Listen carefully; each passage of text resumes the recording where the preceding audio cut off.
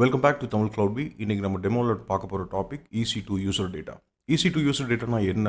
EC2 user டேட்டாவை வச்சு நம்ம எப்படி ஒரு ஜென்கின்ஸ் சர்வர் வந்து டிப்ளாய் பண்ண போகிறோம். அதுக்கப்புறம் கஸ்டம் ஏஎம்ஐனா என்ன? நம்ம எப்படி ஓனாக ஒரு கஸ்டம் ஏஎம்ஐ க்ரியேட் பண்ண போகிறோம். இதுதான் இன்றைக்கி நம்ம டெமோவில் பார்க்க போகிறோம். இந்த டெமோவில் நான் யூஸ் பண்ண போகிற VPC சப்நெட் பற்றி ஆர்கிடெக்சர் பார்த்துடலாம். நான் இப்போ ஒரு புதுசாக ஒரு சப்நெட் ஒன்று க்ரியேட் பண்ணி வச்சுருக்கேன். ஆல்ரெடி உங்களுக்கெல்லாம் கஸ்டம் VPC எப்படி க்ரியேட் பண்ணுறதுன்னு ஒரு வீடியோ இருக்கும், அதை பார்த்துக்குங்க.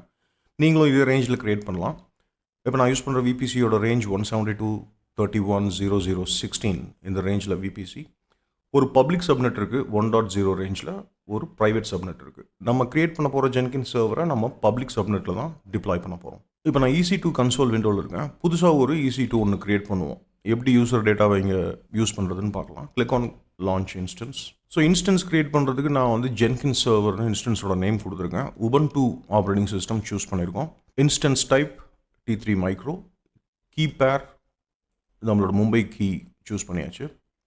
ஸோ இந்த நெட்வொர்க்கிங் தான் பார்ட். இப்போ நான் வந்து நெட்வொர்க்கை வந்து எடிட் பண்ணுறேன். இது டிஃபால்ட்டில் இருக்குது, எனக்கு டிஃபால்ட்டில் வேணாம், நம்மளோட VPCயில் தான் இருக்கணும். ஸோ நான் என்னோட டெமோ VPCயை செலக்ட் பண்ணியாச்சு.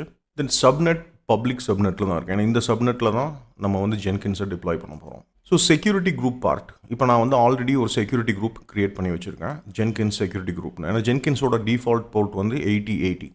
ஸோ இந்த செக்யூரிட்டி குரூப்பில் வந்து டிஃபால்ட் போர்ட் ஜென்கின்ஸ் ஆக்சஸ் பண்ணுறதுக்கு 8080 போர்ட் வந்து எனேபிளில் இருக்கும். அதே மாதிரி SSH போர்ட்டும் எனேபிள் பண்ணியிருக்கேன் ஃப்ரம் எனிவேர் 000 அந்த பார்ட்டில். இப்போ ஜென்கின்ஸுக்கு நான் வந்து கொஞ்சம் அடிஷ்னலான சைஸ் கொடுக்க போகிறேன். 8 GB பை டிஃபால்ட் இருக்குது. நான் வந்து இங்கே இதுக்கு ஒரு 20 GB கொடுத்துறேன். ஏன்னா கோயிங் ஃபார்வர்ட் நான் ஜென்கின்ஸ்க்கும் வீடியோ போடும்போது இந்த சர்வர் தான் யூஸ் பண்ண போகிறோம். ஸோ இந்த கான்ஃபிகரேஷன் எல்லாம் முடிஞ்சதுக்கப்புறம் லாஸ்ட் கீழே பார்த்தீங்கன்னா அட்வான்ஸ்ட் டீட்டெயில்ஸ்னு இருக்குது. இங்கே தான் நம்மளோட EC2 யூசர் டேட்டாவை நம்ம யூஸ் பண்ண போகிறோம். ஸோ அட்வான்ஸ்ட் டீட்டெயில்ஸை கிளிக் பண்ணிக்கோங்க. ஸோ அட்வான்ஸ்ட் டீட்டெயில்ஸை வந்து நான் ஸ்க்ரால் பண்ணுறேன். இது லாஸ்ட் பார்ட் வந்தீங்கன்னா இங்கே தான் வந்து user data part. So user டேட்டாங்கிறது நத்திங் பட் ஒரு செட் ஆஃப் கமாண்ட்ஸ், அல்லது ஒரு ஷெல் ஸ்கிரிப்டாக இருக்கலாம், இல்லை ஒரு பவர் ஷெல் கமாண்ட்ஸாக இருக்கலாம். வழக்கமாக நம்ம வந்து ஒரு EC2 இன்ஸ்டன்ஸ் வந்து க்ரியேட் பண்ணி உள்ளே போனதுக்கப்புறம் ஒரு சாஃப்ட்வேர் இன்ஸ்டலேஷன் பண்ணுவோம். ஆனால் ஒரு சில நேரத்தில் வந்து எனக்கு அந்த இன்ஸ்டன்ஸ் க்ரியேட் ஆகும்போதே சாஃப்ட்வேர் வந்து இன்ஸ்டால் ஆகி கான்ஃபிகர் ஆகி வந்திருக்கணும். அந்த மாதிரி இருக்கிற ஸ்கிரிப்ட்ஸை வந்து நம்ம இந்த இடத்துல போட்டுடலாம். இப்போ எங்கிட்ட ஒரு ஷெல் ஸ்கிரிப்ட் இருக்குது. அந்த ஷெல் ஸ்கிரிப்டை இந்த இடத்துல பேஸ்ட் பண்ணி இந்த இன்ஸ்டன்ஸை க்ரியேட் பண்ண போகிறேன். ஒன்ஸ் இந்த இன்ஸ்டன்ஸ் வந்து லான்ச் ஆகும்போதே ஜென்கின்ஸ் இன்ஸ்டால் ஆகி வந்திருக்கும். ஸ்கிரிப்டை நான் வந்து உங்களுக்கு டிஸ்கிரிப்ஷனில் கொடுத்துறேன். ஸோ எங்கிட்ட இருக்கிற ஸ்கிரிப்டை நான் இங்கே பேஸ்ட் பண்ணுறேன். தென் click on launch instance. Instance create ஆகிடுச்சு, உங்களுக்கு அந்த க்ரீன் டேப் வந்துருச்சு, கிளிக் பண்ணுங்க. இப்போ இந்த இன்ஸ்டன்ஸை நான் வந்து SSHல கனெக்ட் பண்ணி உள்ள ஜென்கின்ஸ் இன்ஸ்டால் ஆகிருக்கான்னு ஒரு வெரிஃபிகேஷன் போயிடலாம். So click on connect. SSH கமாண்டை காப்பி பண்ணிவிட்டு இப்போ நான் என்னோட Ubuntu டெர்மினலில் இருக்கேன். இங்கேருந்து நான் SSH மூலமாக கனெக்ட் பண்ணுறேன். இந்த மெஷினில் வந்து எனக்கு ஜென்கின்ஸ் இன்ஸ்டால் ஆகிருக்கா இல்லையான்னு செக் பண்ணுறதுக்கு நான் இந்த கமாண்ட் யூஸ் பண்ணுறேன். systemctl status jenkins no pager. So இது வந்து லோட் ஆகிருக்கு, ஆனால் இன்னும் வந்து ஆக்டிவேட் ஆகலை. இப்போ நான் ஃபியூ மினிட்ஸ் கழித்து மறுபடியும் அதே கமாண்டை ரீரன் பண்ணேன். இப்போ பார்த்தீங்கன்னா ஜென்கின்ஸ் வந்து ஆக்டிவ் ரன்னிங்னு வந்திருக்கு. இப்போ இந்த ஜென்கின்ஸை நான் வந்து என்னோடய ப்ரௌசர்லேருந்து ஆக்சஸ் பண்ண ட்ரை பண்ணுறேன். நம்மளோட AWS கன்சோல் விண்டோவில் இருக்கேன். இங்கே வந்து ஜென்கின்ஸோட பப்ளிக் IP அட்ரஸ், இந்த பப்ளிக் IP அட்ரஸ் வச்சு தான் ஆக்சஸ் பண்ண போகிறோம். ஸோ இதை காப்பி பண்ணிவிட்டு ஒரு நியூ டேப்பில் இந்த IP அட்ரஸை நான் பேஸ்ட் பண்ணுறேன். Followed by :8080. ஸோ 8080ங்கிற போர்ட்டில் தான் ஜென்கின்ஸ் வந்து ரன் ஆகிட்டு இருக்கும். அந்த போர்ட்டோட சேர்த்து கொடுக்குறேன். ஸோ இப்போ பார்த்தீங்கன்னா ஜென்கின்ஸ் வந்து லோட் ஆயிடுச்சு. இது வந்து அன்லாக் ஜென்கின்ஸ்னு சொல்லி ஒரு பாத் கொடுக்குது. இந்த பாத்தில் தான் ஜென்கின்ஸோட டிஃபால்ட் அட்மின் பாஸ்வேர்டு இருக்கும். ஸோ இந்த பாத்தை நான் காப்பி பண்ணிவிட்டு நான் ஆல்ரெடி ஜென்கின்ஸில் வந்து லாகின் பண்ணி தான் இருக்கேன் SSH மூலமாக. ஸோ இப்போ நான் அந்த போய் அந்த அட்மின் பாஸ்வேர்டை காப்பி பண்ணிவிட்டு வந்து இங்கே அந்த கன்சோல் விண்டோவில் பேஸ்ட் பண்ணணும். ஸோ ஃபஸ்ட் வந்து சூடோன்னு கொடுத்துருவோம். சூடோ கேட், அதுக்கப்புறம் நான் காப்பி பண்ண பாத். இப்போ பார்த்தீங்கன்னா அதோட அட்மின் பாஸ்வேர்டு வந்து டிஃபால்ட் அட்மின் பாஸ்வேர்டு டிஸ்பிளே ஆகிருக்கு. இதை நான் காப்பி பண்ணிவிட்டு என்னோடய ப்ரௌசருக்கு போகிறேன்.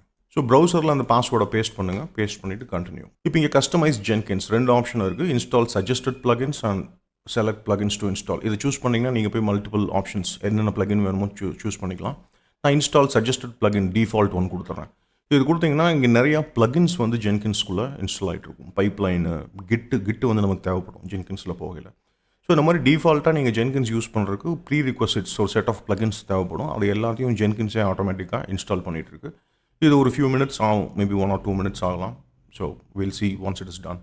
இப்போ பிளகின் இன்ஸ்டலேஷன் கம்ப்ளீட் ஆயிடுச்சு. இப்போ பார்த்தீங்கன்னா கிரியேட் யுவர் ஃபர்ஸ்ட் அட்மினிஸ்ட்ரேட்டர் யூசர்னு வந்திருக்கு. ஸோ இந்த இடத்துல நீங்கள் வந்து யூசர் நேம், உங்களோட யூசர் நேமுக்கு உண்டான பாஸ்வேர்டு இதெல்லாம் ஃபில் பண்ணிவிட்டு சேவ் அண்ட் கண்டினியூ அது கொடுக்கணும். ஸோ நான் என்னோடய user name, password, email ID எல்லாமே ப்ரொவைட் பண்ணிவிட்டு நெக்ஸ்ட்டு கொடுத்தேன். இப்போ அடுத்த ஸ்க்ரீன் வந்து இன்ஸ்டன்ஸ் கான்ஃபிகரேஷன் வந்திருக்கு. Click on save and finish. Click on start Jenkins. இப்போ உங்களுக்கு ஜென்கின்ஸோட கன்சோல் கிடச்சிருச்சு.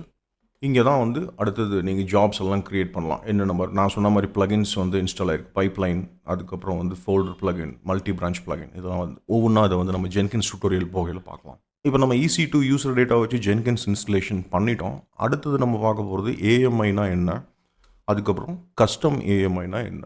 ஸோ AMIங்கிறது என்னென்னு பார்ப்போம். Then will proceed to custom AMI creation.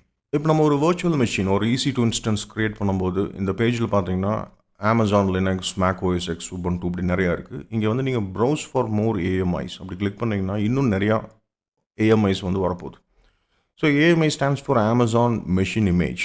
So அமேசானே வந்து பில்ட்னா நிறைய ஆப்ரேட்டிங் சிஸ்டம்ஸ், நிறைய விஷயங்களை ப்ரீ இன்ஸ்டால் பண்ணி கொடுப்பாங்க. இப்போ SQL வேணும்னா நீங்கள் வந்து SQLன்னு சர்ச் பண்ணிங்கன்னா SQL இன்ஸ்டலேஷனோட சேர்ந்து விண்டோஸ் இமேஜஸ் கிடைக்கும். இதே மாதிரி டேட்டா சயின்ஸ் ரிலேட்டட் இப்படி நிறையா இமேஜஸ் பாருங்கள். SQL பார்த்தீங்கன்னா மைக்ரோசாஃப்ட்.